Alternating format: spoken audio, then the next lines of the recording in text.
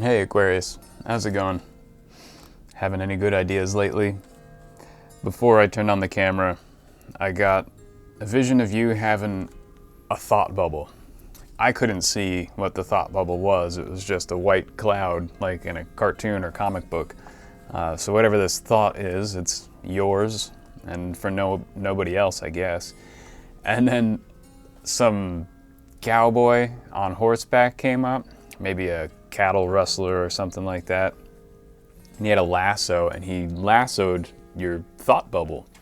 And he pulled the lasso tight and started pulling the thought bubble down like he wanted to steal it. But the lasso pulled really tight and cinched the cloud, and the cloud split in half, and then the two halves started floating up. And then he lassoed at one of the halves of the thought bubble, and it happened again. It split, and he did it a few more times, and he just couldn't catch or steal this thought of yours. This thought bubble just kept splitting into smaller and smaller thought clouds. I don't know. Cowboy. And it was set in like, I don't know, it looked like it might have been New Mexico. Some dry place, not really sure. And then I pulled an itching hexagram for you. Got hexagram 26, Dazu, or Great Accumulation. With that sixth line at the top there is the changing line, which changes to advance. So here we have an image of mountain over heaven, or the accumulating of a rain cloud between mountain peaks. It's getting ready to rain, or it's just accumulating a lot of water in these clouds. Now, something you've been accumulating is at its peak of accumulation here. This could be wealth, this could be physical energy, this could be muscle mass, something like that. It could be creative energy, it could be good ideas. It could be anything. But we accumulate by not spending, right? Because if we accumulate and spend at the same time, then there is no accumulation. So you've been accumulating something, and we accumulate things to use them for some great reason. And with this changing line at advance, it's like, now's the time to do it. Whatever you've been accumulating, now's the time to use it. So what have you been accumulating this for? Take that action now. If you've been just accumulating good work or something, or doing good work in some project or some endeavor, now's the time it's going to pay off. So expect to see what you've been working toward come to fruition soon or now. If you've been accumulating skills or developing your talents, now's the time to put them to use. To, write that song or make that painting or, hand in that resume or CV or look for that new endeavor or project to begin, because now is the time to do it. If you've been studying, learning, developing, all that accumulation of skill and knowledge is now ready to be used, and you should go for it. There's something that you've been doing like daily, like some sort of daily practice that is now ripe and ready to be used. Great accumulation also has to do with the great taming power that any kind of discordant or disorderly energies in your life, you now have the power to tame all of that. You can put the board of wood on the bull's horns so the bull doesn't hurt anyone. You know what I mean? Like that sort of taming. You have a lot of strength and ability to just put out some fires or take the claws off of a dangerous animal, something like that, where you can tame a situation. So you have enough power that you've accumulated, enough strength, enough tact, enough knowledge to quench a volatile situation or to tame wild and disorderly energies. So now's the time to do that as well. You'll be successful in that regard. Very interesting. Another thing I thought of is the hermetic or occult practices of accumulation. We do these things that are like where we breathe in energy, right? To vitalize our body and the different organs of our body. We can put our consciousness into a certain body part, maybe our hands, maybe our feet, maybe our liver, our stomachs, whatever, our eyes, and we can do this visualization practice where we breathe in divine energies, breathe them back out, and come to an equilibrium where we revitalize and bring health and nourishment to our organs,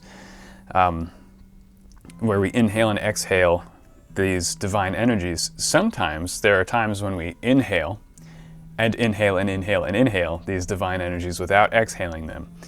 Now, you only want to do this on the occasions where you know you're going to expend this energy, because you don't want to accumulate and not exhale. If you only inhale these energies and never exhale them, you can do nervous system damage, organ damage, you can put yourself out of balance, develop neuroses and things like that. You don't want to do that.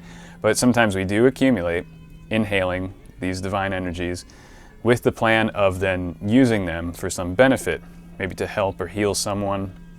You might want to accumulate a lot of energy in your hands so that you can perform like a healing on someone, or a passing on of, darshan or mystical energy or something like that. So if you do practice these accumulation practices with this 6th changing line here, it's make sure you expend that energy. Make sure you do something with it. Don't hold on to that accumulated energy. Even if you don't have something to do with it, just make sure you exhale it. Make sure you dissipate it back into the universe, so you don't burn yourself out. But I think here you have a very good and noble goal, because a lot of this accumulation can only occur through sincerity and truthfulness, especially in this energetic sense, that if you don't have sincerity and truthfulness, the accumulation doesn't work very well. So I think you have a good use for it, and now's the time to use it.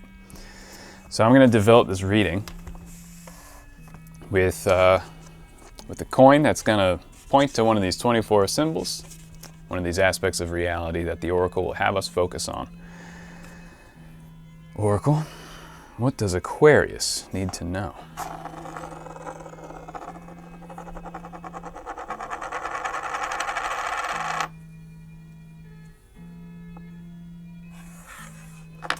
The prison. So it's this little square with lines in it, little rectangle with lines in it. So the prison, symbolism is pretty obvious here. Some sort of constriction or restriction, some sort of boundary, some sort of border, some sort of stuckness, some sort of something that you feel is holding you in place. Or maybe you need to hold something in place. Maybe this is that great taming energy that you have responsibility over. Maybe you need to tame something very seriously. For those of you who are practicing those sort of hermetic sciences that I was mentioning of accumulating energy in your body, maybe you're doing something like the Abramelin working. And you need to imprison and contain those lower forces that you might be evoking. Good luck. Be careful. Maybe we need to tame our lower nature, because that's really what the Abramelin is. You summon a demon to contain it. It's really a symbolism for summoning... Oh, that's way too many. For summoning... whatchamacallit? Our inner demons. Jeez, how come I couldn't think of that? Actually, it's not too many. It's only 3. I'll take them. They fell out. They wanted to look at me. So here we have the Tower, the Princess of Cups. In other decks, it's the Page of Cups. And the 3 of Pentacles. So 3 of Pentacles here. In this deck, it says material work. The Tower. I like this Tower card. It's crazy. And the Princess of Cups.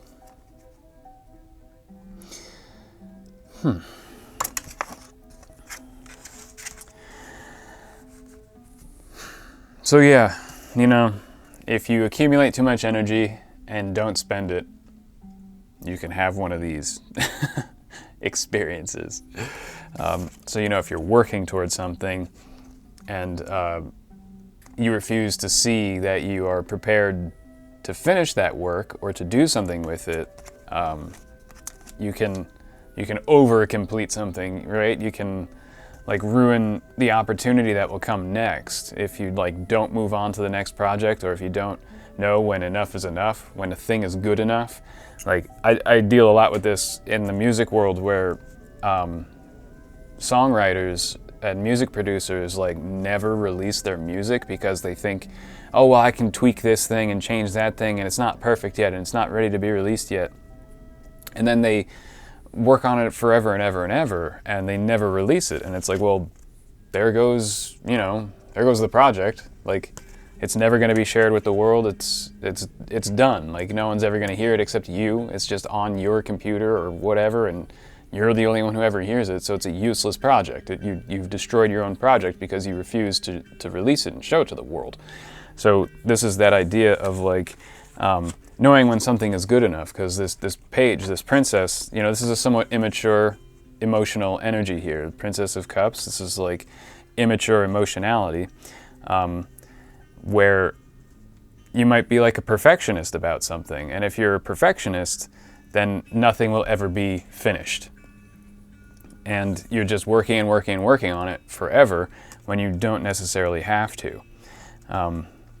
So learning about the concept of good enough is super important for anything, not just artists, but for work. Because if you constantly work on something because you're a perfectionist, your boss or the company that you have or whatever might not like that, because sometimes something just needs to get finished. It doesn't have to be perfect. It needs to be functional, and it needs to work well enough. Now, of course, if you're an engineer or something, then obviously it has to be perfect. If you make a mistake as an engineer or an architect, you're gonna fucking kill somebody. But for everybody else who has lower stakes jobs, where it's not super important, perfectionism is not super important, it's time to like realize, okay, you've worked enough on it, time to use this thing that you've worked on. And this energy here, this Princess of Cups, now this could be like the negative thing I was talking about, that emotional immaturity and insecurity of, oh, I don't feel good enough, I don't feel like this is good enough. Is also coupled with like an innocent naivete, like the good kind of naivete, where you could just quickly realize like, oh, this is good enough. I do like this. This is fine. I don't care how it's received by the public. I like it. I think the song sounds good. I think the photograph looks good. I think the painting looks good. I think this work is good enough. And I think if you have that idea, like coupled with this Three of Pentacles, like the work you're working on, and you have that innocent emotionality about it, that innocent enthusiasm of like, I love this work I'm doing, then there is a guarantee that at least one other person in this world will also like it. And you might have that realization of like, yeah, I'm doing this because I enjoy it. I'm releasing this to the public now because I think it's good. And if I think it's good, then it is good. It's that perfect naivete where it's true. I have a few music production students who ask me for advice and, throw all this stuff against the wall with me. And whenever they're confused about, because I'm very, very harsh when it comes to taste and aesthetics, I have very, very critical things to say about the music they give me, but which can make them feel a little unsure sometimes. But I always ask them, like when they disagree with me about it, or when they really like pick my brain, like, why do you think this doesn't sound good? And I say, like, don't worry about what I think. Like, do you think it sounds good? Like, can you sit there and you hear it? And to you, does it sound good to you? And if they answer, well, yes, then I say to them, then it is good. My opinion doesn't matter. So the Princess of Cups, this is like realizing other people's opinions don't really matter that much. This is that good side of naivete, the good kind of naivete of like, yeah, your opinion doesn't matter, only mine does. I made this. This is my work. Your opinion about it doesn't mean very much. If I like it and have worked on it this hard for so long, daily, and I can't find fault with it, then from a certain point of view, there is no fault with it, and it's worthy of being published. And this is how we get really cool, novel works of art and innovative, all sorts of innovative things. Again, it's not just in the world of creativity, but in the world of invention and things like that, where we get new, innovative, novel things because this person did not care what everybody else thought. Like Nikola Tesla did not care what everybody else thought. He did his work and he made breakthroughs because he didn't care that everyone else was telling him these things will never work. These theories are delusional. You're crazy. What do you mean you're getting messages from Mars? Are you high? He didn't give a damn. And now we have all this wonderful electrical technologies because one guy didn't give a damn. So I think, yeah, just don't hold on to this project for too long because it's gonna just become useless if you don't take the moment, this advantage that you have to advance. The time is now to do this. So don't sit on your hands about it and don't become perfectionistic about it. I'm gonna pull another card for you.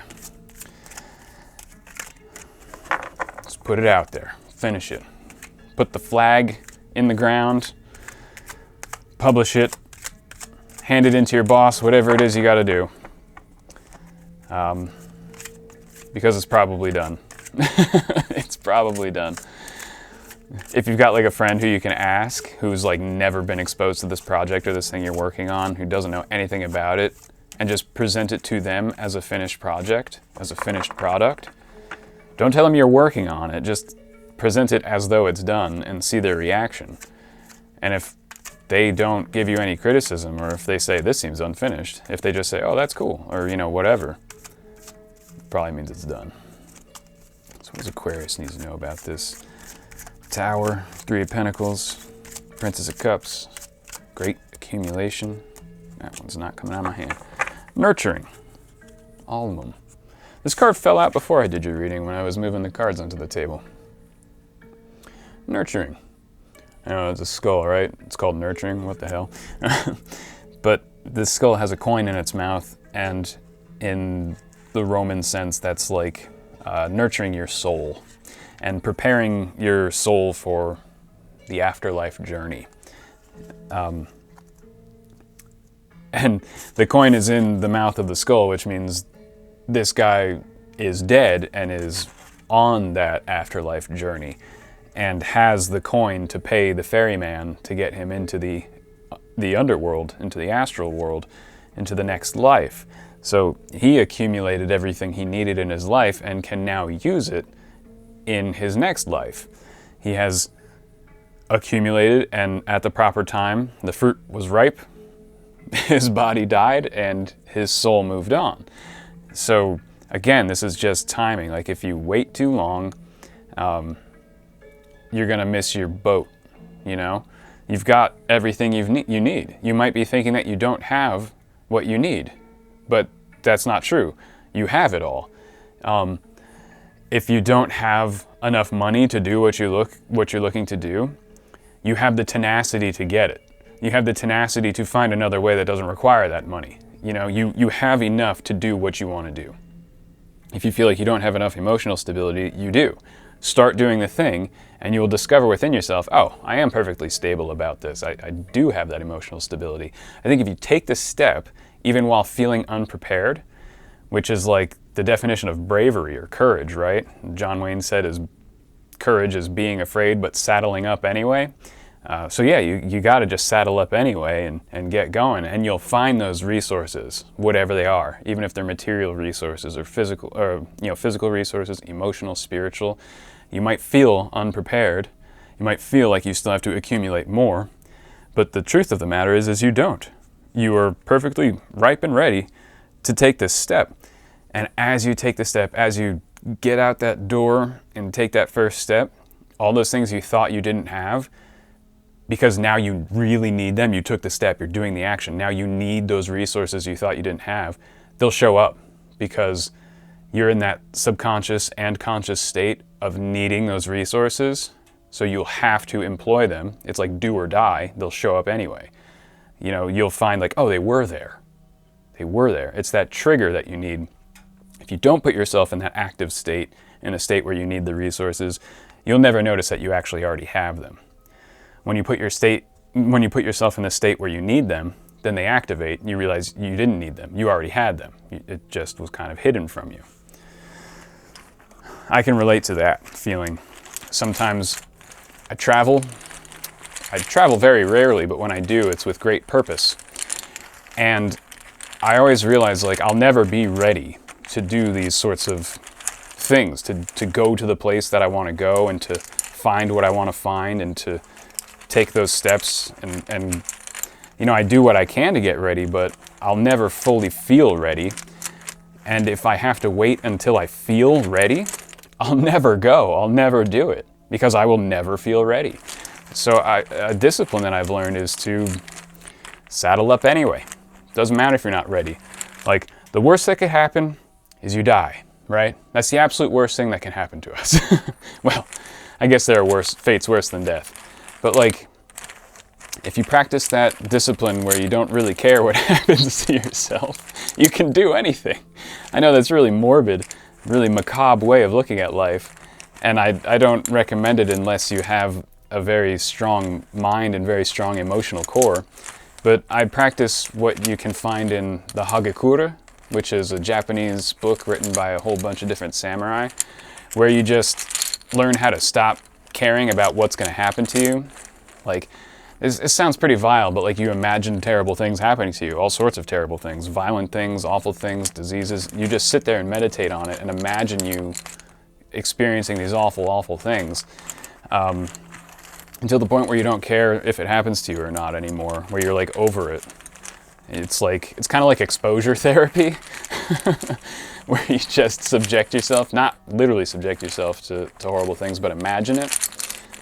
There are other ways of doing it. You know, maybe if you've had a lot of pain in your life. You know, I have a lot of tattoos, and it's like a pain ritual, where now I have a very high tolerance for pain. I'm not afraid of getting injured or anymore. I've also received injuries in sports like hockey, stupid accidents I've gotten into, and I had some pretty awful injuries. And now I don't care if I get injured or not. Like, when I've gotten injured somewhat recently, and like, my reaction was like, this really sucks, but I also don't care. And it's an interesting dynamic to get into that. And then, when you get that state of mind, you can do anything you want to do. Or at least try to do anything that you want to do. It's great. I know it's kind of dark and weird. Don't do anything weird or extreme. But, you know, make the best of the awful things that life throws at you naturally, to shift your consciousness. So what does Aquarius need to know here? It's this one. Here we have the stars, or the fixed stars, as this represents. This is in the astrological or astronomical aspects of my divination system, and the number 4. So the fixed stars are the stars that don't move, right? The wandering stars are the planets that change their place in the sky all the time, and the fixed stars are all of the other stars that basically stay where they are, at least to the perspective of a single human life. This also kind of secretly signifies the star system Sirius, so maybe you have an affinity with the star system Sirius. Maybe you got to check on your dog, or maybe you're getting a dog. But here the fixed stars are like the foundational constructs of created phenomena, sort of the impulses that lead to created things, the more stable aspects of the spiritual world or the astral world that don't change a lot over time. Of course they change, but over long time frames. These are the more stable aspects of your imagination, the more stable aspects of the astral world that sort of create the physical world. So something like this would be like the law of gravity, right? It's pretty stable.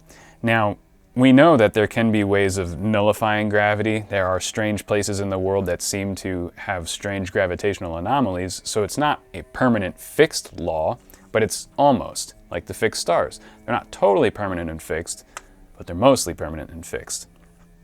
So here we have this concept of there is a stable energy you're working with, but it's somewhat mutable, it's somewhat changeable.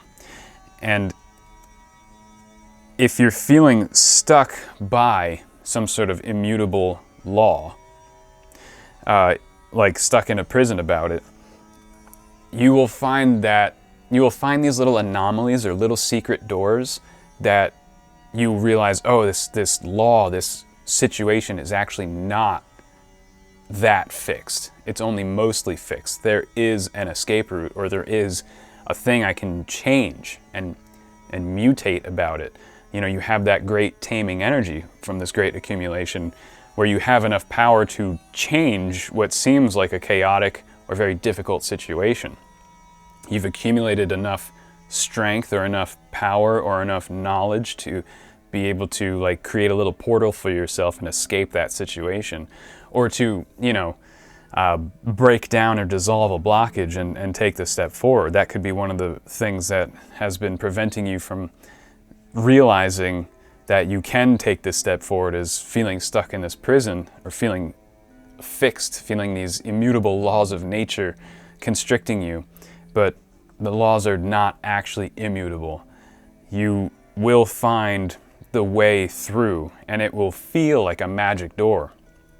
And like I was saying before, sometimes you just take the step, do it anyway, whatever it was you were planning on doing, just do it. And then later, after you've taken that step, you find out, oh, the prison was just in my imagination, it's not real. Or, oh, those resources I thought I needed, I actually already have. Because you have to put yourself out of your comfort zone, and then your mind, your subconscious flips into that do or die survival mode, where you then automatically dig deep for resources to call upon to use, and like you find that treasure trove within yourself. You find that the star within the star, you know, the sun of the sun. You know, people say that our solar system orbits the Sirius solar system in this giant bajillion year cycle. So like Sirius is like the sun of our sun. It's this secret sun that feeds into our sun. So if you think our sun is like the source of all of our life, there's also a deeper source called Sirius. There's another sun. And then Sirius, that sun, that probably orbits another one or something, or like orbits, I don't know.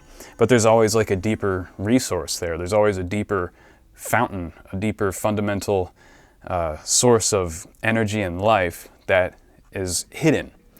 And you don't know you have it until you need it. So you will find the escape from this prison, or that the prison wasn't even real, once you take the step. Just do it anyway. So, Aquarius, I think I'm going to leave it there. I think that's all the Oracle and I have for you today. I hope this was enjoyable. Thank you so much for stopping by. I always appreciate it when you hang out with me. I wish you all the best, and I'll see you next time.